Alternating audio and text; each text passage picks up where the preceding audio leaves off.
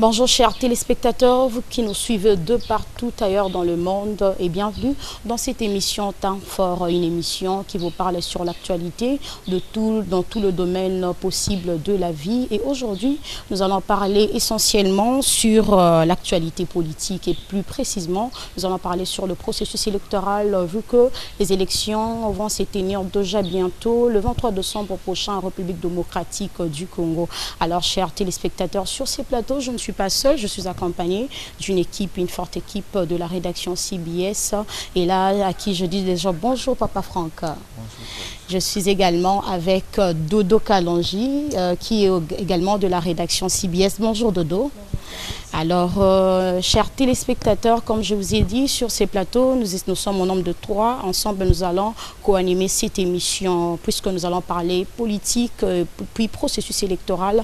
Nous avons une invitée spéciale sur notre plateau. Il s'agit bien de Madame Marie-Josée Ifoku, à qui j'ai dit également bonjour. Bonjour Madame. Bonjour Clarisse. Vous allez bien, j'espère. Très bien, merci. Alors, Madame Marie-Josée Ifoku, vous êtes la candidate présidente. Déjà, candidate numéro combien? Numéro 2 à la présidentielle de 23 décembre prochain.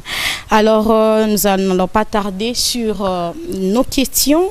Déjà, nous sommes pendant la période de la campagne électorale.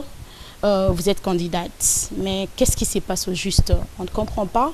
Depuis qu'on a lancé la campagne électorale le 22 novembre dernier par la Commission électorale nationale indépendante, mais ce qui se constate sur terrain, c'est qu'il n'y a que 3 candidats sur le 21, hormis ceux qui ont désisté en faveur de certains candidats, entre autres Vital Kamerhe et Kinké Moulumba.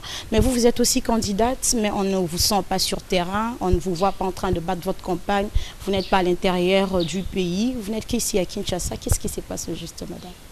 Très bonne question, mademoiselle Clarisse. Je pense que tout le monde est en train de suivre un peu. Il y a la campagne qui est ouverte depuis la nuit du 21 au 22 novembre. Et vous avez pu constater, pendant toute une semaine, quasiment personne ne battait campagne. Et le véritable problème, c'est qu'on comprend, on ressent, on entend, on a l'impression claire que la CENI ne nous semble pas prête à aller à ces élections-là. Et ce qui nous désole aujourd'hui, moi particulièrement, et les autres candidats, c'est que l'opposition qui nous pose un problème réellement aujourd'hui. Vous savez, nous sommes en face d'un groupe de gens qui ont décidé, disons, je responsabilise aujourd'hui la CENI, d'aller à des élections qui ne semblent pas crédibles. Pourquoi? Déjà en utilisant rien que cette machine à voter qui n'est pas reconnue pour l'instant dans nos textes légaux, nous avons été nombreux justement à réagir face à cela, à réagir par rapport au fichier électoral corrompu. On a eu beaucoup de réactions, il y a eu beaucoup de déclarations, il y a eu beaucoup de mémoires adressées à la CENI et je pense que vous l'avez suivi, il n'y a eu aucune réaction, aucune réponse, même pas un accusé de réception. Et donc, à mon humble avis, l'opposition devait rester unie. Aujourd'hui, l'opposition devait s'oublier pour l'intérêt du peuple congolais. Mais ce n'est pas ce qu'on a vu. De la même manière, ils sont partis à Genève pour aller chercher un candidat unique, alors qu'ils ont ignoré tous les autres candidats qui sont de l'opposition. Ils les ont tous ignorés, ils ont été seuls pour aller chercher ce candidat-là. Ils l'ont trouvé, et quelques heures plus tard, il y a eu encore séparation. Et c'est ça qui nous désole, parce que nous sommes dans des élections qui doivent marquer l'histoire de notre pays. Nous devons vivre une véritable alternance. Nous devons vivre une alternance où il n'y aura pas de sang qui va couler. Parce que chaque fois qu'il y a eu prise de pouvoir au Congo, il ne faut pas que nous oublions notre histoire. Chaque fois qu'il y a eu changement de pouvoir, c'était à travers un combat, une guerre, des sangs qui coulent pour qu'il y ait changement de pouvoir. Et cette fois-ci, ça ne devait pas se faire de cette manière-là. Alors, Madame Marie-Josée Ifoku, si je comprends bien, donc vous n'êtes pas en train de battre campagne parce que l'opposition n'a pas été réunie. Mais vous n'êtes pas de l'opposition. Je suis en train de battre campagne à ma manière, tout en voyant bien que ce qui se passe là, je dénonce cela. On ne peut pas baisser les bras. C'est vrai que quand je me suis levé, ce n'était pas pour regarder l'opposition, un candidat ou un autre. Au départ, je me suis levé comme candidate point barre à la ligne. Mais lorsque vous êtes nombreux, puisque l'occasion ne nous est plus donnée d'avoir un deuxième tour. Et tout ça, c'est ce que je combats. On ne peut pas faire tout le temps des élections ou des lois sur mesure. Nous devons arrêter cela. Et voyez ce cas d'espèce, on est à 21 candidats, alors que s'il y aurait eu le premier tour, on allait savoir qui pesait, qui allait passer au deuxième tour. Mais malheureusement, aujourd'hui, on est 20 candidats contre un seul. Alors c'était important qu'il y ait des coalitions, c'était important qu'on se mette ensemble, de telle sorte qu'on crée notre deuxième tour nous-mêmes. Il n'existe pas, mais en se mettant ensemble, on aurait créé ce deuxième tour-là pour donner tout simplement la chance à l'opposition d'exister. Alors voilà, moi, c'est quelque chose qui me désole et qui me déçoit. Mais comme j'ai dit, je me suis levé pour devenir président de ce pays. Je fais passer mon message. Je fais passer mon message jusqu'au fond, aux quatre coins de la République, afin que le Congolais comprenne ce qui se passe exactement aujourd'hui. Donc je pense qu'à un moment donné, je devrais vous expliquer mon programme pour que vous puissiez comprendre. Nous battons campagne à notre manière, puisque ce que nous vivons là aujourd'hui, je trouve ça inadmissible, sincèrement, et je trouve ça décevant. Maman Marie-Josée Foucault, tout le monde parce que ceux qui lobby ba produit aux mokonzi il y a ba congolais nyonso ba o bazolo ba lingala ba o bazolo ba kikongo swahili et na balangue ebele yo lobby que ozo battre campagne mais oza candidate présidente de la République campagne kana Kinshasa parce que manière au lobby wana donc il faut zala na baninga sur terrain na intérieur ya pays et il faut déposer candidature oyebaki te qu'il faut zana vol oyo privé ya yo moko esunga yo ke o circuler sur toute l'étendue ya mboka pona ko expliquer ni nous penser pour na RDC. Vous avez raison le bandenge aux ali koloba mais nazo expliquer bato justement modèle tozo kendele boka moté le 24 décembre ezalaka kombo yo tozo kanze ba koya kotandela biso ngo non le 23 décembre c'est le jour de l'élection mais le 24 la CENI on est très très moderne aujourd'hui. Et le 24 décembre, on donne à Noël, donc il y a un cadeau spécial. Quoi. Mais le modèle les autres ils ont risqué d'atteindre la combo et c'est la quitter parce que la limite que le peuple congolais a candidat là parce que les lots autozo vivre, pas ceux autozo ni au Pama, et bandi badaka la solo, mais les lots ils allaient pouvoir ils ont en place une takumbiso qui n'a niveau autocomélie. Il y a un autre déploré. Il faut que le peuple comprenne. Ce n'est pas une histoire que tu veux battre campagne. Nous sommes en train de battre campagne à notre manière parce que tout le monde a que manière dont c'est donné un spectacle et que deux personnes contre une bazo permettre bango passer la plan na bango et là on a déploré yangwana. Alors tu lobby que tu continuer à combattre campagne de façon abisso comment la photo les alliés m'abêter mais que le bandé est important. Le peuple congolais fait un message parce que moi toujours les messages ni les alliés derrière. Le peuple a un message comme on a un muscle. Il faut comprendre qu'il n'y a pas allié acteur mouné dans la carte élection. C'est lui d'abord l'acteur important parce qu'il y a des fois pour moto à diriger, il y a des fois pour moto à l'ingal des fils à bokonzilaye pour na kambaye. Alors et que ça la mawaso la zone na makambo ba muscle. Ce que ça na makambo ko beta ba plein de to et pas ba musique, c'est normal les avis na bango, c'est normal. Il faut passer à la plaie à Betty Zénith, à Betty Olympia et d'autres grandes salles. Mais moi, c'est ce que je vois. Que comme il m'a dit, l'équipe a gagné, mais c'est pas ça. 82 millions de personnes, ils ont eu quoi. Donc, ils ont les gens qui ont commis à Kamba, à Kamba, ils ont eu des désordres. À Kamba, ils ont plan ni ils ont décidé, partout dans la République démocratique du Congo et la radio est allée partout tous qui ont des messages micro sur la bango bon voter maman Marie-Josée Foucault azali maman ya solo azali numéro 2 et maman façon la bango gérer et que zaloko ba papa te pour tout le monde 58 ans oh papa modèle batambo li bazo même la biso solution té alors nous sommes le peuple congolais bango nyoso bazoyo kangai partout place bazali batinda message na ngai baloba que ezali kama muscle té ezali kambo a projet au motozana pour na mboka yango na zosenga na bango ba voter et le message est en train de passer.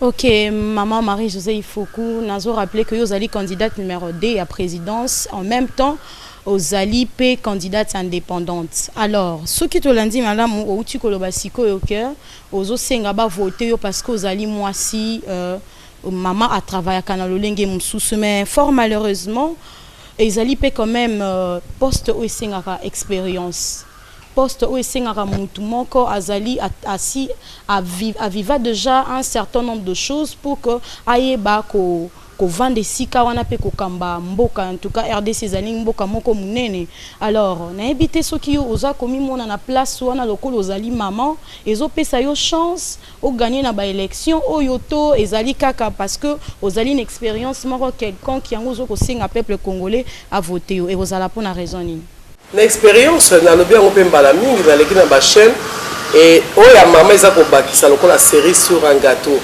expérience nazala on a musala d'abord il y a privé il y a management dans salati nazaki directeur général jusqu'en 2015 nazo gérer ba société ba paya on va bien ba multinationale donc ce n'était pas n'importe quelle société on a la gérer donc on moni que la tamboli na boanya na ngai et ça les ngai de kuminga na comme directeur général nazu 2 ans il y a ko gérer société publique bon expérience sur la congolais bazo tout na expérience politique bazala ngo besoin ngai question na ngala zo tout na ba peuple congolais parce que mon face à ça la makambu ya onde bango bazo mesana ngo expérience bango bazo luka na politique nazo poser bango question politique auto banda depuis 1960 ti le loto komi awa ça fait 58 ans na expérience bango ba moni nyoso na ilonya malonga ba memeli bango et la question nazo tout na la peuple congolais parce que moni moto soka ça mais ça la kotambola d'une certaine manière ata mabe ezali azo se rendre compte que mabe ezawana ngai na ko sensibiliser peuple congolais na ko conscientiser expérience oyo azo tuna ngale nyonso devant ba journaliste bazo sunga la question mais maman vous avez expérience té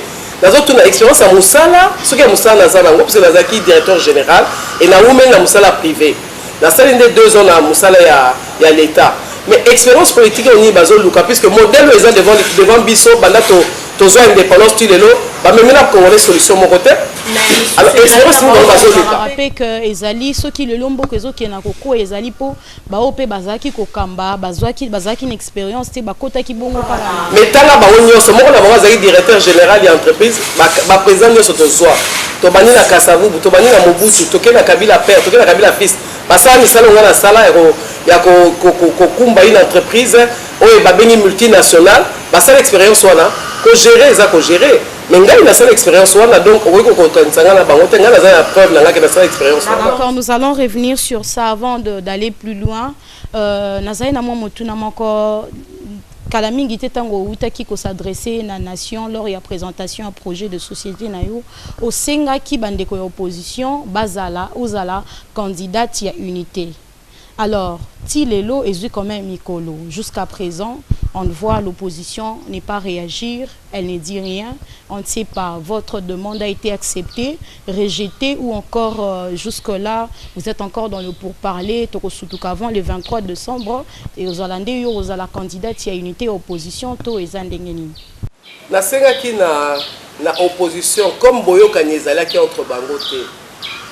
Comme bazo ko retrouver solution tena sans son auto expliquer que ko kende belé to ko fungula brèche moko boye oyo majoritaire ko glisser na kati ya wana na senga ina ba loko bino bozo kana te loko la bobanda ba bitumba na bino banda kala o bozo comprendre que il y a tout un peuple qui souffre derrière ça biso to ko lukaka te ko tia bokonzi po o renya ko le kaka kozala politicien kozala mokonzi ezali moto ya fandi azo luka ba solution ya quotidien ya ba concitoyen na ye.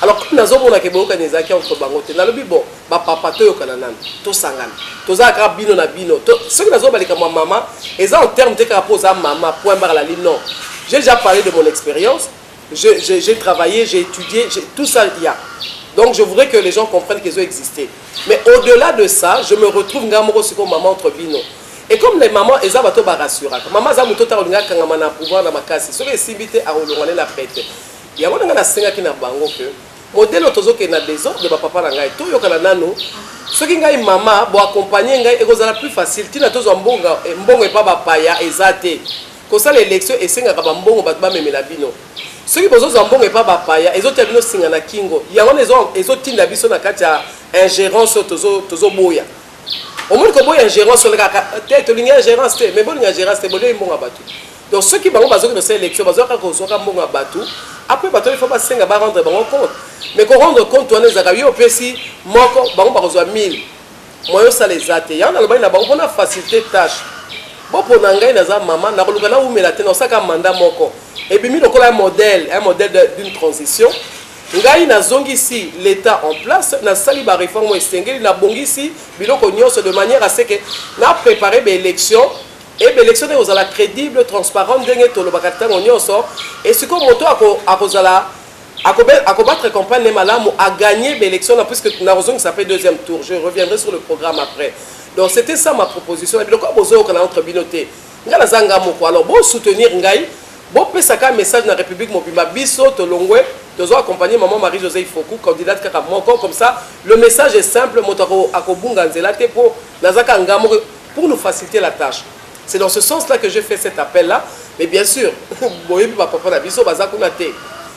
politique, il y a ma casse, il y a ma muscle. Et ngai souci na ngai ezalaki na niveau na yango na sala qui appelle wana et bayo kité siko ne nazo mata na appel asika nazo ke lobelela ba mama nazo bisa ba mama bato bazora ba décision minene na politique eza ba papa et ba décision bazo zo bazo kanisa biso te bazo kanisa bana biso te bazo mikanisela pe bango moko te. Quand je dis bango moko pour parler des papas bazo kanisela te yango na yebisi ba mama ke mama botika ozana kati ya distraction. Biso mtozo nyokoma ba décision nyo sezo zo na mboka biso ne tozo subir ba conséquences néfastes ya ba décision on ati ko mona ka ba violo tozo mona na bandeko na biso bazana est ne nazo sensibiliser ko ba mama na leki na semaine ko ba mama tika ko lala lambuka bitumbezali awa telema lokwa Esther a comprenaki l'air a monique ba israélien bazo kufa mama congolais azo kufa telema mama Marie-Josée a telemi ya zu courage aza yemoko nazo senga na yo lokwa mosapi lokwa loboko lokwa lokolo telema ya kosunga na tumboyo to bima na passe parce que ba papa bazo sosola o biso tozo vivre te bazo sosola o bana biso bazo vivre te tozo vivre tout le temps dans sacrifice. Alors c'est qu'on a passé une étape mosusu lokwa opposition ayo kinga été nazo s'adresser d'abord na peuple na toucher les bosso na ba maman. Alors ceux qui maman comprendre ngo a telema a voté numéro 2 oyo tokoi comme ma solution. Alors par rapport à cela madame Marie-Josée Foucault, tellement que électorat ils a tellement ibélé, êtes-vous sûr que les mamans en question vont vous faire confiance? Mais ça serait dommage si elles ne me font pas confiance. Ceux à qui ils ont fait confiance, parce que ça n'est pas là. Tout le monde a posé question là. Car c'est pas un seul mandat, ça leur coûtera quoi?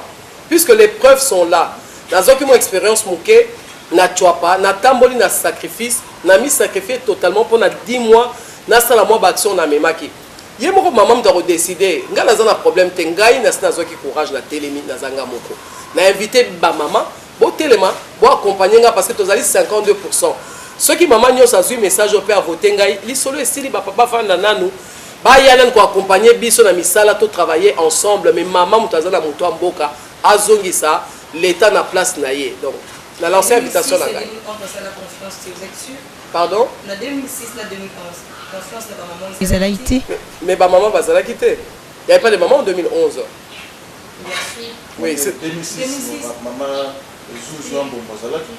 comme candidate aux élections présentées jusqu'au moment où c'est bon.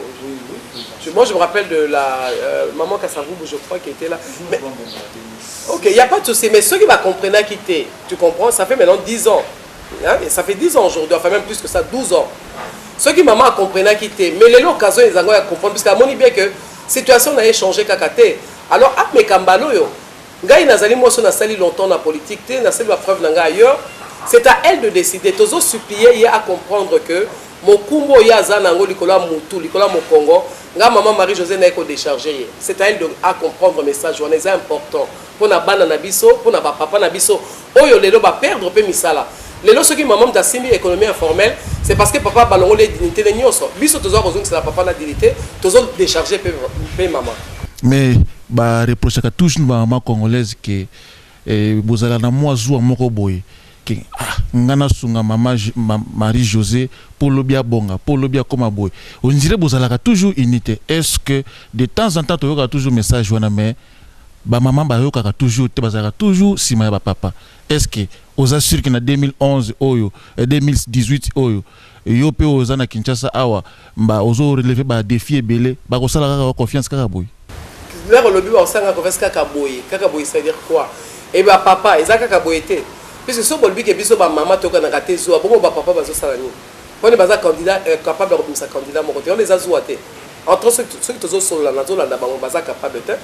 Donc ce n'est pas seulement les mamans, c'est l'être humain.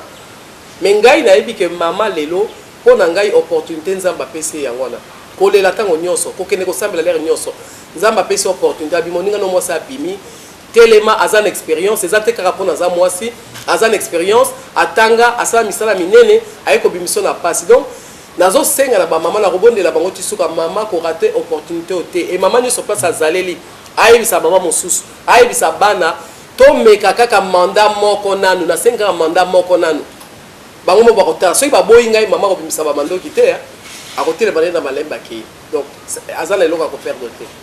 Madame Marie-Josée Foucault, mon projet de société est de baliser définitivement et de briser plutôt définitivement la spirale infernale dans laquelle nous nous trouvons et de balayer tout le secteur de la vie de notre pays, de toutes les mauvaises habitudes et consacrer la rupture totale avec ces systèmes de glissement depuis 193 ans. 133 ans. C'est ça votre projet de société, madame. En tout cas, nous avons vu le projet, nous avons entendu parler, lu le projet de société des différents candidats présidents de la République qui sont chiffrés, qui sont vraiment très bien établis. Mais tant toujours dans le projet de société, déjà, au second banana, traduire la linga, la linga, comment est-ce qu'un projet ne peut pas être structuré comme ça et puis ça la confiance ndengeni tozo kene na projet yoko yaka ko komboli kaka ozi kombo kombito to yebana mukie madame Marie-Josée Ifoko adresse on a ça que j'ai fait à la nation et que na lobby que nazo présenter projet de société nangai nazo présenter vision nangai ils a qui fait à dessin c'est ils a qui fait sur le côté hein pour dire ils a côté mais à dessin c'est fait. Et ça m'a dit qu'on a Congolais prêté un peu attention là où on a mis le banaï. Au moins les journalistes vous posez tous la même question. Mon tenue soit combien maman projet de société mon connu baninga basi ba mimisi maman ouais ça 150 milliards ouais beti 400 milliards tout ça kana kata robeta ba Bercy hein na Olympia. To linya ngo mingi to bimana na place wana oyo zama kama okamba mboka. Et na kata okamba ya kokamba mboka il faut qu'on soit quand même sérieux et engagé. Et ngai maman justement c'est important nazo balika maman pas comme na niveau na botel toza penzate na 2011 toza la quitté au moins ce maman décidé ko tabitumana nazo respecter ba maman nyoso balika ki boso na ngai oyo et simba quitté mais courage na bazaki nango nazo féliciter ngo et le lopeka ba maman nazo senga ba accompagner ngai boza pressé ya kosenga projet de société pour ça nango nini na tuna liboso. Depuis 1960, il est là, il y a un projet de société modèle, manifeste à Mabe, la loi fondamentale au Mabe. La élection en 2006, il y a un projet de société modèle. En 2011, il y a un modèle. Il y a un place pour étudier le remoroté, il y a un place pour le remoroté, mais il y a un chiffre pour le remoroté. Il y a 21 candidats, il y a 150 milliards, il y a un CP. Mais est-ce que vous avez une loi Nabiso? Il y a une constitution Nabiso. Je sais que le président de la République, comme on est le président de la République, nous avons un compte à rendre dans le peuple. Pourtant, le peuple est élire. Mais nous avons un compte à rendre. Donc, nous avons présenté le projet de société Union sur la ligne. Nous avons compris pour la ligne. Nous avons présenté ça dans le roté. Si vous avez fait ça pour la CPSABINO, pour la mettre à plein dans le salon. Mais nous avons expliqué que dans l'article 69, vous avez la curiosité, vous avez l'article au moment où le président de la République, Yabiso, a été responsable devant le peuple. Alors que le peuple est élire. Mais la loi Nabiso, il n'est pas responsable devant le peuple. C'est le premier ministre ici de la majorité parlementaire qui devient responsable devant le peuple. Alors, il y a un projet de société. Nous avons expliqué en tant que président de la République. Il y a besoin de comprendre que, attends, dans ce projet de 2006, Ada Kokisi Angote a sauté à cause de ça. En 2011, Ada a Kokisi Angote a sauté, les autres personnes dans la salle qui ont continué dans la Constitution, n'a sauté pété. Alors, on a dit que tout ça, pour voter à n'importe quel prix. Nous avons réveillé le peuple congolais. Nous avons conscientisé le peuple congolais. Nous avons dit que nous avons accompagné la partie. Parce que nous sommes indépendants, nous sommes la partie ANC. Parti et Poninga pour la candidate aux élections présidentielles. Et nous avons parti mbongo ba congolais mutuba sungi na tie oya tie et comme même si tout ça soit mis tout que nous poser candidature. Mais souci dans ma casse, nous avons conscientisé le peuple congolais. Nous avons faire comprendre mais si quand nous vivons dans la aventure, bah projet bah l'action pour ça dans est-ce qu'on a la constitution? La grande le président de la République et le chef de l'État, il représente la nation, il est le symbole de l'unité nationale, il veille au respect de la constitution, il assure par son arbitrage le fonctionnement régulier des pouvoirs publics. Donc il y a un arbitre et des institutions ainsi que la continuité de l'État. Il est le garant de l'indépendance nationale, de l'intégrité du territoire, de la souveraineté nationale et du respect des traités et accords internationaux. Donc, un président de la République, Azal Likolo, il y a une institution et il y a le arbitre, Azal Talaka, Obaseli Mabe, Obasoni, donc Azal Landela Nyosona et Aluka maintenir cohésion à Izalaka. Donc, présenter un projet de société, nous allons comprendre par rapport il y a document Oyo, place Ninyango, il faut présenter projet de société. Si ce n'est, l'air Azalina a nommé Premier ministre issu de la majorité, ensemble par rapport à Vision Azalango. Et ma vision, c'est celle que je vais vous dire maintenant. Oh, mon programme, mais en termes de points. Mais je ne suis pas obligé de développer ça, parce que si je développe ça, c'est pour vous raconter des histoires. C'est avec mon Premier ministre, on a essayé ce qu'on a chiffré, à représentant devant le Parlement qui représente le peuple congolais. Vous voyez, c'est ça que je veux que le peuple comprenne. Ou sinon, tous les gens qui ont voté député, à celle qui sont pont, à ceux qui ont été député à Gonate. Député à Zana, pas ça la loi. La loi Oyo, gouvernement, il fait ça là. Pouvoir judiciaire, Azan a un œil dessus. Il y a un parlement, Azan a un œil dessus sur la loi Naya Fotaki. Ce qui, gouvernement, a bendi et sous-soupo, a posé ma question. Et ceux qui ont dit qu'on répond dans la justice, nous avons récupéré. C'est une façon seulement qu'il y a quoi interpeller un peu le peuple congolais. Il y a un pour le peuple à comprendre exactement que Bozo qui n'est pas dans l'élection, mais Bozo comprendre leur bossa. Alors, je peux juste terminer ça parce que vous avez besoin de connaître mon projet un peu. Et donc, quand on boye, beaucoup élire un président, après tu continues à masolo place aux alango. Yo mosque vous comprendre sous TV. Maman, tout ça qui est élection, mais c'est normal puisque personne ne respecte les textes légaux. La CENI ne respecte pas, les candidats ne respectent pas. Excusez-moi, donc on va en désordre. C'est un peu ça. Il y a un salle exprès, il y a ça la Koloba, Koboya Koloba, projet il y a société là parce que Naza tenu T, il y a représenté. Donc les autres candidats, les 20 candidats à la présidentielle n'ont pas tenu compte de la Constitution. Ah bon, tout d'abord, question au solar là, on peut. Bon, tout d'abord, on va présenter, on a tenu aux questions. Admettons, c'est quand on a l'élection, il y a une majorité parlementaire où c'est quelqu'un qui est du FCC. C'est le FCC qui a la majorité au Parlement. Donc le Premier ministre doit être issu de cette majorité-là. Ça voudrait dire que c'est un Premier ministre qui doit venir enfin, cette fois-là, ça deviendra l'opposition, parce que moi, je suis au pouvoir. Est-ce qu'il y a respecté le projet de société en Gaï? Ou bien, ça, là où il y a Bango? On a tenu aux questions. Alors, ça, la voté. Parce qu'il faut tenir compte de tout ça. C'est un problème. On ne peut pas vouloir te diriger, car comme le problème est là, pour tenir Sénégal comme Mokonzika à remplacer Kabila, pour par la ligne. C'est pas ça. Il faut être responsable, il faut être engagé dans ce qu'on veut faire.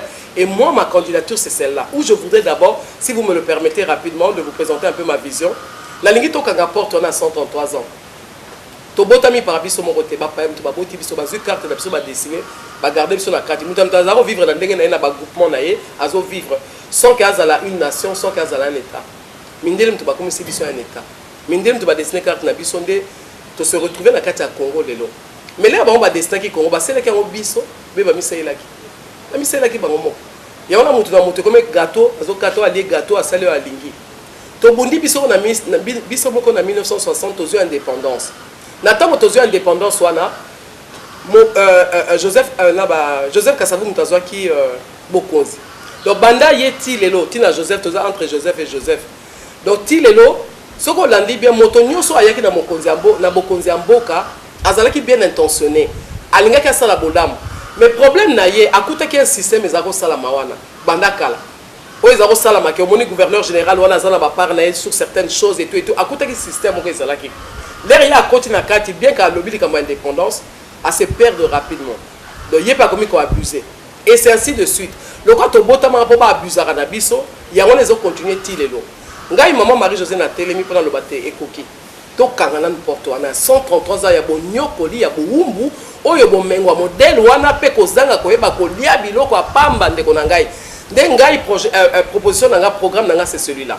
Entrer maintenant dans une nouvelle république à travers une nouvelle constitution qui ne sera pas faite sur mesure par rapport à Marie-Josée Fokou, mais une constitution qui va répondre aux problèmes congolais, à la tradition, à l'environnement, à la culture congolaise. Donc on ne sera plus obligé à copier, coller, et puis ils ont arrangé. Non, tu es ici expert. Bato bazali apolitique o bakola na intérêt na bangote o bakola na intérêt maman Marie-Josée il y a on na bangi na opposition bo pisanga un mandat moko comme ça ngamo on a yebi que na sous candidat la prochaine fois té na bongi sisko espace na zongi si l'état na tina ya l'état ndenge l'état tambolaka tina ya police a tina na ye armée ba tina na ye administration eux ezali base ya l'état azongi ça gagner pouvoir parce que administration c'est soutenir ces politiciens politisés même huissier politisé. Alors nous sommes là pour tambola boité. Donc même opposition ni n'yangoazi pouvoir l'élo. Kaka na mboko ndé tozali tolé la kaka. Donc c'est un peu ça que moi j'essaie de dire aux Congolais tout simplement écoutez-moi un peu, nous devons refermer cette porte-là, nous rasseoir, donner la place à des experts qui sont là, c'est des Congolais, bah recommande, constituant ces cas, tout tenir compte na ba loi oyo toko sale la yango. Na éviter ceux qui banda to bandiawa. Loi ni nango ba vota ta 5 botangelanga oyo ezo sunga biso na quotidien na biso. Na éviter so mo na mila botangelanga ta loi. Ngana zo mo na ngote.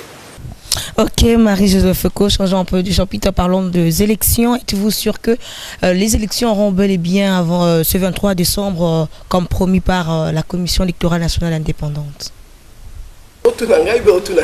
Non, je vous demande. Bon, ngai soko tuni ngai modèle tozo kende le nazo expliquer bino nazo mona ke za makama ba gangster neto kenda o limbisaka. Ça veut dire donc zo mona ke oyo gangster côté pendant le bako ba jeune hein maman piso boko la bana ngolo ba moi langage ba jeune pour ça la moi genre total na biso so otali sendenge zaleli seni azakuna te boloba bo mata bo kita yelo kwa ba ki élection le 23 décembre au saka le 23 décembre biloko ekokaka te le 23 décembre, il faut cette élection. Ok? Tozi franchement comme opposition. Il n'y a pas lobby. Hier, on connaît l'élection le 23 décembre. Bon, matabo kita. Machine ezalaka te. A okendeka ndengwana zakuna te. Franchement, monsieur Sobaki c'est biso le 23 décembre. Biso nous au moins une chose est claire, le 23 décembre il y a élection. Biso to connaît élection, mais machine à voter te. Mais to connaît élection na ndenge na biso moko. Donc, il n'y a pas créé une loi. A sali document na yo zu au commis au tien la kati élection yangwana. Donc ce totangi bato bino bozo tanga wana bazo kene liboso. Bon mususu ka mususu a majorité yeuta ki pakana ye mutu morote. Banda masolo e banda depuis le 8 août. Donc 4000 touka armé tout ce que tu veux ça comme président. Donc il y a zo battre des campagnes depuis le 8 août s'il te plaît. Mutu moko a pexakaye azate, seni akalmakaete, juste de l'autre côté, il y a ça banda des campagnes avant, pendant et après. Et je pense que vous êtes pour la machine à voter. Non, il a sa question dans l'élection le 23 décembre. La personne nous sait nos autres là, aux hommes na bâton ne ba okumbi la bino na élection. Comment on peut aller à des élections na modèle? Et peuple congolais azana katwana azali un peu comme niti malanda ngombe. Ah ya bi. Oya bi. Mais nazomi tuna na tuna ina box ko boko lexa micro baladeur te ya répondre ngana na oya zomona ngweza normal. Est-ce que l'élection le 23 décembre est décapée mon solo aye alternance ba seré pe loboko na président Kabila peut continuer ma solo azomona onde ngwana nga azomona onde ngwana te nazomi tuna est-ce que mon Dieu azomona lokola nga yo bien zanga problème. Alors voilà la question yo tuninga nga na répondre yo nazoka moi élection le 23 décembre nazoka moi kaka. Oui madame, est-ce que ça élection moko chaotique ou bien ça élection oyo et qu'il y a ko régler ba problème na modèle tozo kende le pona na zomona ngweza chaotique na modèle tozo kende ya na ce que tozo obligé de continuer à battre campagne parce que tozo côté na kati ya aventure monene alors tozo continuer à battre campagne à travers les médias pour sensibiliser un peu le peuple mais ce sont des élections chaotiques. Il faut savoir s'assumer à un moment donné. Il faut savoir reconnaître ses torts à un moment donné et s'arrêter de dire que il y a 80 millions de personnes les ali bisoté boté la bisoté biso toza ba saleli na bino. Il faut que le peuple congolais le comprenne que bon konzeze pas naie yenda zo défi sa biso bo konzi pendant un mandat so to sakani a sanctionner biso. Ce peut to sakani ko leka ko kumba biso petit la justice. Alors na lingi peuple congolais comprendre que yemta simi bo konzi. Mais il y a comme iso malanda ngombe, il y a comme iso ba comment corrompre mais bo konzeza yo ba ko ese ba corrompre moto eska yemta fani na bo konzi. Non. Alors je voudrais que les gens un peu soient sensibles à cela. Alors si on ne comprend pas bon tant qu'on a une élection, maman Marie-Josée, elle est là dans la course, elle est le numéro 2 pour voter. Mais sincèrement, son avis en tant que responsable, pour l'angaï, modèle Tozo qui est déjà qui est côté. Mais avec machine ou sans machine, vous êtes pour? Tozo la choix? Et c'est Tozo la choix? Mais il a des choix. Tozo la choix, papa, maman. Tozo la choix, on me dit, Tozo la choix, les gens expliquent que tout le monde a respecté les textes légaux. Il y a un souci dans les alliés, nous. Tous ont ils dans l'État. Tout le monde a cause dans le dessus à la loi. Loi Zalia, personne ne peut se mettre au-dessus de la loi. Or, aujourd'hui, tout le monde a la loi. Alors, il y a un expliqué que le projet dans les alliés à cause de l'État de la Bissau Konzinaye. Bon, tu es la transition dans des ordres modèle OT. Donc, il y a un expliqué que Nalingaka te toke kande to tambo. Oui, madame, où tu ba oyo balobi bazana posa le 23 décembre mais sans machine à voter.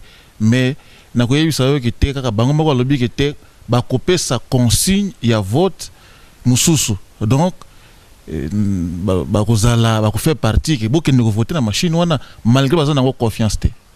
On nga na ebité yom to lobby to yoki yango mikolo ndeli boso ezala ki nga la lani na discours à mikolo nan ba pesi consigne yango te c'est ce qu'on apprend mais je dis juste que ti lelo na tongo lelo biso to zai koyoka que avec to ta koyoka ke ba okende na élection le 23 décembre sur la machine à voter c'est ce que to zoyo les to koyoka siko consigne à sika o ba kopesa mais ozo mona bien que tout ça c'est flou non comment bozo ke na élection moko mutuna mutazana ba cartouche na seni ana cartouche na bombi groupe mo bazan cartouche na bombi ce nga bimisa joker na bon groupe mosusu accueilli avec ou sans tu vois que transparence c'est ça quoi qu'on sakana na bateau et là bazo sakana peuple vraiment moi ça me blesse personnellement je dis mais on se moque des gens ici.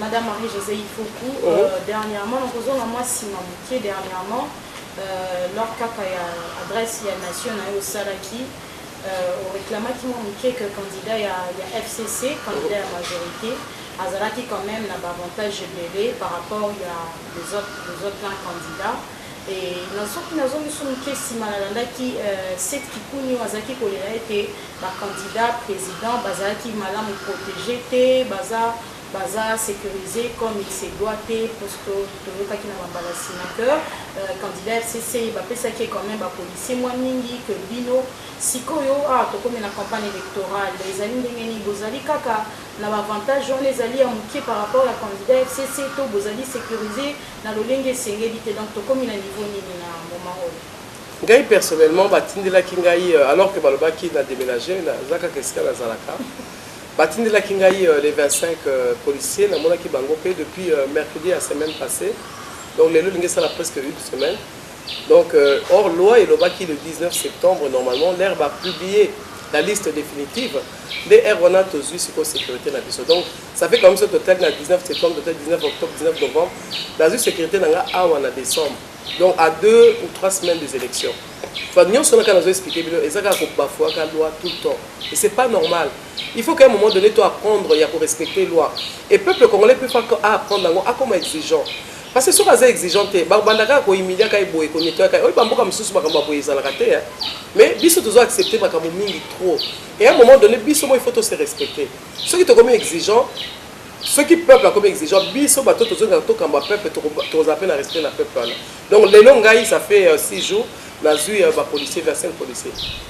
Oui mais ministre intérieur lobi était bozo na posa wa kamamboka.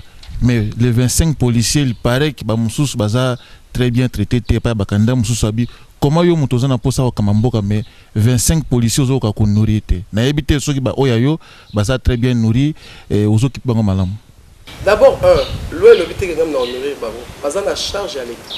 D'abord il faut que justement toujours mboka aille ba respecter. Au moins ba loi nyo so na règne ya ministre intérieur azolo bana. Et ça na règne na ye. Donc ceux qui ont voté qui ont dit la loi les la majorité dans le parlement pour voter qui l'auront pour ça là car pour ça la loi quoi mindel basala tout qui dans le sécurité tout ça la loi selon même si le bien selon biso ceux qui ont la capacité de reloba on peut voter loi so ba voter en côté mais tout net exigeant on peut na mboka msusu ba pesa ka certaines oppositions un certain montant aussi pour battre campagne. Il y a certaines lois où je ne sais pas entrer dans les détails maintenant. Mais ça, la loi, la votation, voter loi respectant. Loi, les votants qui n'a l'air, quand la règne. Donc il fallait qu'on respecte. Beaucoup de gens, ceux qui sont bien traités, mais ils ont droit à la nourrir. Mais pour l'instant, l'État a en charge, ils ont dit qu'ils ont par la biso pour ça petit déjeuner. Voilà, ils allaient à Port-Yanga, moi en tant que maman, la piste à petit déjeuner, mais l'État, je reconnais, après ça, il a un Ok, Madame Marie-Josée Ifoku, si je me rappelle bien, où tu kolobasiko que Ozali na tina ya coupé sa projet de société na yote parce que et tangami na loi mon côté amboka na biso que un président il faut appeler sa projet parce que il faut tangu makamunyon ce que vanda nesika premier ministre kozala nommé ye mutako s'occuper na yango. Alors, comment est-ce que vous convaincre la population au moment où baninga msusu ba préféré kolanda nzela wana pour na kotalisa peuple congolais, comment est-ce que ako gouverner, comment est-ce que ako bongisa mboka pour que mboka na biso e bonga to longwana ita otozali oko convaincre mboka na kobimisela loi kolobake ozali na tina opesa projet de société en même temps ezoko boma confiance parce que ceux qui ozala na compte à rendre na public te na mboka na peuple congolais te. comment est-ce que bako voter sans projet ozo promettre mboka nini ozo promettre bango kwa kokomba kaka to yeba penza en tout cas et c'est le bango kokomba to lingi na to nettoyer mama tangala mabilo ko lia ala la grande zungo na salité te fa sur la on liboso ya on na lingi na conscientiser peuple congolais côté le mananga ya eza côté ma fraternité côté mananga eza côté ma moko ya audace oya ko la vérité na peuple congolais. Ouais, vous savez que au Lingi Kana, le Banou Makambo, na Sepisayo, combien de projets de société Tosto Yoka na Congo, na l'envoie c'est là. Donc c'est pas que la ligne complète, on a vu bien que j'ai un programme. Programme à l'évolution de que n'a redonné pouvoir à l'État à travers une nouvelle constitution, de créer une nouvelle république. Et là-dedans, nous allons prendre en compte toutes les lois. Comment 3 ans. Non, 5 ans, 5 ans c'est raisonnable. 5 ans, je trouve ça. Non, il y a des choses qui sont dedans, tu regardes. Mais mes sous sont d'être changés. Les responsabilités à mon conseil, tu changer en Wana. Ou bien tu as un régime présidentiel, ou bien régime parlementaire, mais il faudrait tout prendre. Entre deux là, il y a des autres qui ont conscientisé le peuple que Copé ça y est, projet dans le salon. Exactement, Marie-Josée Côté, le Mapona, à ça les lots remontés. Nation n'a bien appelé ça point où on a la bague de développer, puis c'est n'a pas sa santé, pour les accables à l'hôpital. D'abord, on a vu sur le bac des refondation de l'État. C'est pour ça que nous avons proposé tout ça là, une nouvelle république en recréant cette république-là par nous-mêmes consciemment, en tenant compte de nos réalités, en tenant compte de notre culture et de notre environnement. Ça, c'est mon plus grand projet parce que je voudrais remettre les choses en ordre. Je voudrais préparer les prochaines élections de manière à ce qu'elles soient transparentes et crédibles. Donc, il faut que les en place de manière à ce que l'eau soit fonctionner. Motoso kaninga que nous avons candidat dans l'État à quoi que nous soyons pe na kubangate mbongo il fait fouta a fouti o ezaka fouta donc le citoyen doit connaître son devoir, il doit connaître aussi ses responsabilités. Donc nous sommes dans la période là pour responsabiliser. Donc à vous attendre rééduquer peuple. Biloko ya yeba kité pour la ni kozala l'État. Pour la nini comment dire tous ça élection. Pour la nini député a existé. Pour la nini député provinciaux a existé. Pour la nini tout pays a décentralisé. Nous sommes tous ça encore na des autres dozo comprendre peut-être tina nango. Mais Madame Marie-Josée, il faut qu'est-ce que vous que mboka na biso balinga ba information na biso te et ko zala ndenge nini ko bana obenga bango à chaque ko sala ba atelier o ko expliquer bango na nzela nini parce que c'est à travers bidone na zoloba mais sikoyo au monde ngozoloba na daro tala sondage moko boye na zaka zéro sikoyo lelo na mona sondage encore na bablo na bomba sala kana ba matsinga soki na kate kel. J'ai compris que le peuple écoute o ebile na zaka na chwapa batu soki baye na ba discours na bango minene basali batu babiti maboko bakeye eza ko komona ka peuple na pamba comment batu mba bazo bala bango ka lingala oye na bango ba discours en français basala ngoni le ba na lingala ils appellent langue nationale les a reconnu quand yo pozali parmi bandeko baza ko lobake ba ko valoriser ba langue mais maka c'est pas ngeza moment te na ngito so na lingala po na ngai eza langue officielle et ateza langue officielle au monde makamba ngo bazo sala na francophonie to tika nanu wana pembeni nanu to valoriser notre culture na biso. Ngai na programme na éducation justement on a proposé na zo sala na komaki na suka bokomo na ngonyos liboso na zo kumba na mpona conscientiser peuple et le benanga za na mpona na lambwisa ye que ya solo na opesa bino un programme à la fin mais na nina bo comprendre que mon to sa makamna kati ya loyenge to sa makamna kati ya sérieux te za kapona l'autre sara bino te to voter aloba na biso 300 milliards to voter 200 milliards ngai na nina faire comprendre na peuple problème na ngai eza ko conscientiser na peuple la mbokati ko lala que moto va traiter kai selon yemo quand ndinga zo mi traiter le quoi ceux qui ont que 2000 francs ils allaient bien 3000 francs ils allaient ba traiter kana kama 3000 francs na kama t-shirt na kama casquette na boya ke on a simba ki kombo pour faire comprendre il faut nettoyer nan donc voilà les tozoi na kata projet de société na expliquer ki bino rapidement que pour refonder l'état na biso ils allaient déjà le point le plus important dans mandat na ngai et le reste je parle de l'éducation et de la santé pour tous je parle de la de l'autosuffisance alimentaire à travers un programme, il y a agriculture, il y a, à travers toute la République, on est proposé ma ferme agricole et on est déjà en contact avec toutes ces grandes sociétés-là. Je parle de la protection et de la conservation de l'environnement. Donc c'est à la fin, donc à la dernière semaine, c'est là je vais vous énumérer tout ce que j'ai préparé, mais sans chiffrer ce travail-là toujours, parce que je ne cesse de vous le dire, c'est encore de l'aventure. Au moment où on est en train de faire ce travail-là, il y a statistique exacte. Ce qu'on retrouve l'information à niveau ministère et à plan, Moutoropé, c'est une information exacte. Donc, tout ça, ça a à peu près pour tout ce qui peuple à voter. On a faire comprendre au peuple congolais. Voter Mouto Azali sérieux, voter Mouto Azali, comme il vérité que, bah chiffre tout ça, c'est Azali, bah aventure. Comment gouvernement Lelo Oyo candidat FCC Azobenga, gouvernement n'a eu ça les a continuité. Mais bah, tu as voté budget, ils ont combien? 5 milliards. Mais ce total, il parle de 87 et quelques milliards, je crois. Sauf que ça, les moyennes, 86 milliards, c'est une moyenne de quoi? De 17 milliards par an, non? À peu près. C'est une moyenne. À peu près de 17 milliards par an. Mais ce il y a le gaz à continuité. Il fallait que le budget atteint 6 milliards fois 5, 30 milliards. Mais comment sauter par la mort? On n'a pas na courage à retirer dans 87 milliards. On a tes aventures. Tu es toujours dans ce gouvernement-là. On a la continuité, mais dans un cas, moi, que yomo rope mutoza la kati ya masolo ngo okepe kala kwa baninga nyoso mais kala on azala ki na kati ya gouvernement ya bazo expliquer bino que nyoso les avec rapport peuple congolais ACP là le gars baninga basaba banana ba 100 ou le 150 milliards yé pas obligé à mat ce sont des chiffres en l'air mbongo na biso eza ko leka wana nous pouvons atteindre 300 400 milliards par an s'il vous plaît rien que na ba richesse ya sous-sol tozala ngo cobalt tozala ngo ezali une des plus grandes richesses les na mokebi biso congolais tozo détenir plus de 60%. La société minière, qui a passé 68 milliards de dollars. Qu'est-ce qui empêche le gouvernement congolais d'avoir une entreprise congolaise où il y a des parts, une société mixte où il y a des parts de l'État et puis il y a des parts d'autres personnes qui viendront d'ailleurs. Tout ça, les sociétés n'abissent tout ça, les transformations dans awa. Bazo bimisa, ba minéré n'abissent brut. Bazo nous transformons ailleurs. Or, pour nous repérer sa valeur collective, il fallait pas transformer. Et là, on a empêché le gouvernement à exiger le kandengwana. Donc c'est pour te dire que bon, tozana ngonde konangai. Ezali kamaro chama ina monoroté kolobelango. Toko comme la 300, 400 milliards par an s'il te plaît. Tout simplement, ezali kamaro s'engager à déterminer à combattre la corruption. Parce que bateau bazana kati ya bokonzi, batiki système on il y a corruption banda mokile banda donc depuis mokile banda en tant que congolais tilelo. Ceux qui te combattent à travers état on a zo yebisabino na ngina sala. Il y a un discours qui est que bon on soit l'été au quota l'entreprise monsieur et créer un balamok en plat parce que une fois que l'été est organisé les investisseurs vont venir. Nous allons encourager les Congolais à être riches, donc nous allons les financer, nous allons leur donner des crédits. Donc voilà, moi c'est un peu ça que Maman Marie-Josée olobaki administration est comme politisée. Or balobiso qui administration mboka eza kokufa mboka pesa kokufa.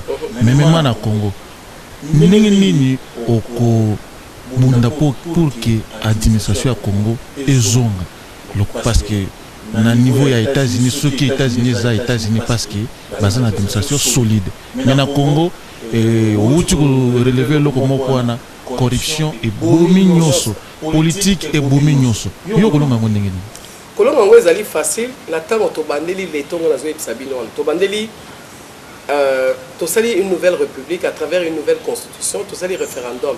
Où est-ce qu'on a expliqué que tout ça, la loi ya sika, oyo et fancy masolo. Ngamo en tant que modèle na ye wana d'abord. Là tous engagé bateau et kozala par méritocratie. L'administration, mutu pas contre l'administration et ça par concours. Bateau baza déjà la carte d'administration baza ko sala. Toko sunga bango que to permettre bango baza la remise un peu à niveau, to informatiser pe administration na biso pour na koyeba ko landela loko nyonso. Donc moto nyonso ko kota o baza déjà l'administration. Nous sommes obligés de faire un concours pour tout le monde mériter place. On a pas que mingi le bazan d'administration bazali bande koya, bazali moanaya et tout ça. Nous sommes fait kufa. Na mutu sommes dans l'administration de l'eau à coller un concours. Mais avant les concours, bazan un programme il y a formation pendant quelques mois où ils ont la formation en a. Après concours et 5 000 € réussir donc côté na kati l'État. Ce n'est plus n'importe qui va entrer parce que les ali carrière mo nene et ça ba salaire au biso to matisa. Alors, il fait la montée à mérité, bonga, on n'a pas acquis. Donc, concours, on a mis prévu pour permettre fonctionnaires à côté de la gestion et à chose de l'État. Ok, merci beaucoup, Madame Marie-Josée. Il faut qu'on a moniété, aux alliés quand même déjà un programme aux dévoilé jusqu'à présent, alors que c'est quelque chose de très important. Alors, tous qui est déjà dans la émission à Bisso, tout ce qui est la minute Yakotanga, ce qui au coquille copé Sabisso, moi quelques éléments et un projet nayo avant que vous dévoilé dans les jours à venir pour que tous soit deuxième point d'habitude allié actualité pour aussi ça l'émission. Déjà tout à l'heure, le plus grand, il y a mandat nangai, ils allaient refonder l'État. On est le premier point. Et là, quand on a refondé l'État, on a tous la réforme mine na kati ya makasi. Na niveau ya armée, na bisa bien to refonder, là tous refondre l'État, tous les réformes on a ya armée, to sensibiliser ba militaire na biso pour na to rééduquer bango une nouvelle formation pour ba yibati na mosala on a bango ils allaient protéger territoire. Les a occupé makambo peuple congolais, les a comment dire, protéger le territoire. Et justement, tu positionner d'une manière stratégique. Qui n'a pas appelé dans le centre et pas aux alliés. Il faut pas positionner d'une manière stratégique à pouvoir protéger le territoire congolais pour nous faire éviter biso babitumbo tozo vivre. To comme nous quoi ceux qui bangulu ceux qui banyama na éviter on ne soit linga ya ya rakolia rabiso. Alors te positionner militaire na biso police te sensibiliser. Parce que je pense pas que va bazar de mauvaise foi exactement sur ayebi na été. Alors l'air te sensibiliser et te reformer te rappeler mission naïe zali ko protéger peuple congolais, ko protéger yé ba bien naïe peuple congolais, ko tia ordre si des ordres des alliés. C'est ça mission naïe principale te rappeler yé. Donc là yé mongolais a bâti en place aïe biango. Natang to sali ba camp na bango puisque ba moyen ko sala ba camp na alliés et puis ko ça ma rapidement puisque la programme to sala ngwa construction banda ko to sala programme moko ya ko construire en 3 mois aussi si kotonga. Donc ils ont leur camp militaire, l'école des enfants payée. Déjà on parle de la gratuité même dans cet état là. Sur la gratuité, mais tout le monde a mis ça à la tête. Donc, bazar la bakon na bango, bazar la baration na bango, donc salaire na bango comme une forme à prime. Donc, azar la qui m'a dit que moi, c'est na bana, bazar bien santé na bango paye et alliés réservés. Donc voilà, ça c'est. Et puis l'administration, comme je viens de vous dire tout à l'heure, j'ai parlé un peu de l'administration.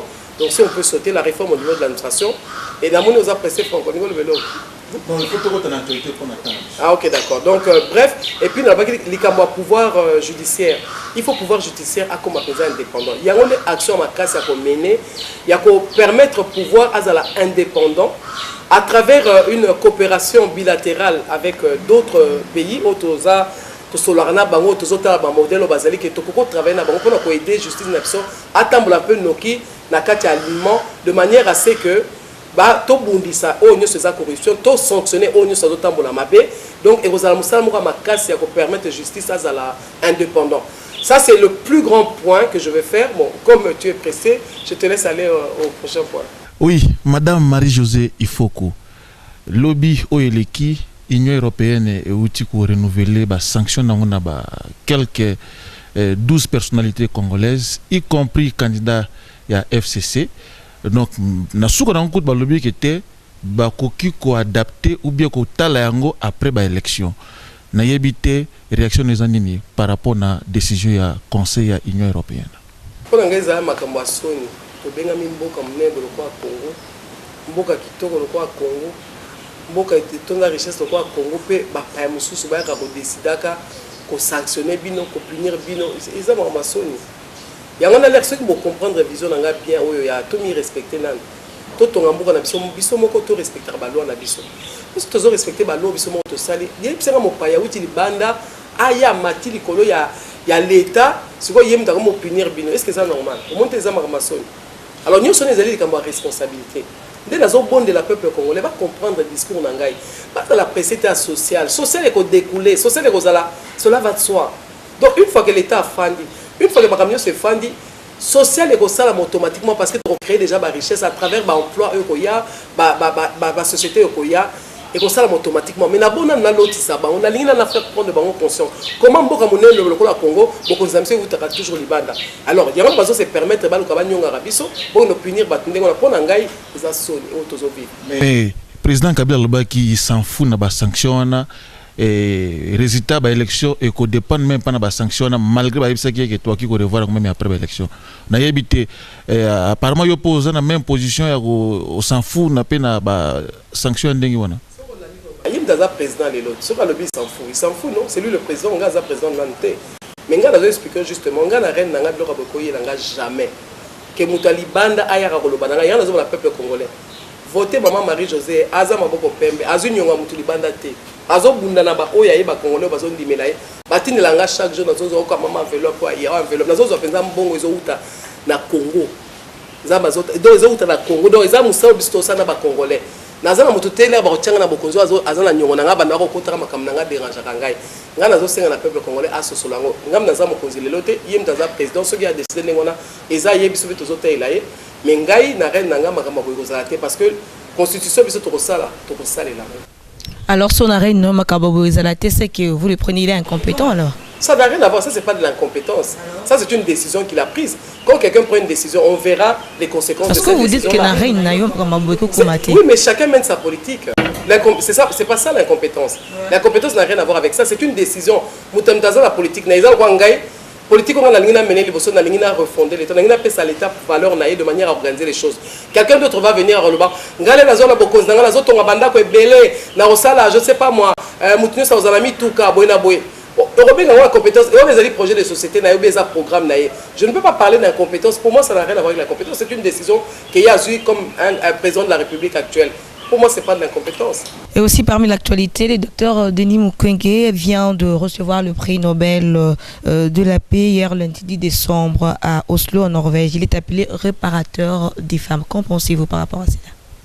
Naza vraiment heureuse na prix Nobel au docteur Mukwege Azui parce que a honoré biso ba maman et tout le monde y a mené tout le monde et que c'est non yanga été. Donc, et tout le monde les ont mené, il y a sur le terrain, ils ont même cri de cœur que Ngaï. Donc, il y a un homme genré. Au moment où il y a un candidat, parce que pour nous, c'est un modèle. Pour nous, c'est un souci à peuple congolais. Les gens, ils ont une faiblesse pour l'Inga Batu. Or, en politique, ils ont son l'Inga peuple parce que ils sont responsables de la banque. C'est clair, c'est clair,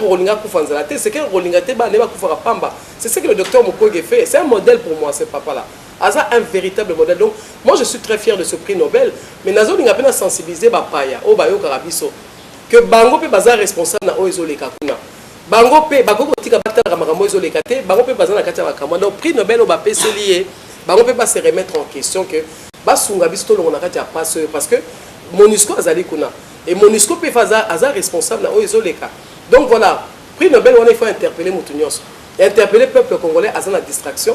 Bande on a besoin de famille coloniaux biso moto za que ça été la rata bisoté ngana mitu na soki province on ezala biso ou bien ezala mboka mususu na mi pose la question là donc biso moko ba congolais ils ont interpellé biso gouvernement na biso ils ont interpellé comment dire la communauté internationale ils ont interpellé biso ba politiciens ils ont interpellé biso nyonso. Alors c'est à nous de prêter attention et de comprendre que au moment du période d'autocomunango, moi je le dis tout le temps, malheureusement ngai ne nazol ba biso na ngai zo déranger yangwana mais la vérité tournons tournons moko oyo ezali na croisée de chemin, soit tu te tourner à gauche, soit tu tourner à droite, ravin ezali no bambani, ravin moko ezali no bambani, soit tu à droite, soit tu tout droit ezaka kufa parce que na souka na sanzela pesate, mais votre zo virage en bien à gauche.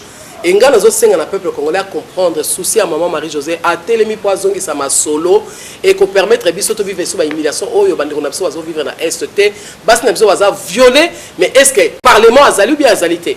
Est-ce que les députés est bazali ou bien bazalité o bazo monaka bo soto tozo yoka on est sous viol télé qui n'a violé comme arme o bazo détruire bande qu'on a biso basi alors ingezo salanga mawa mais ezali.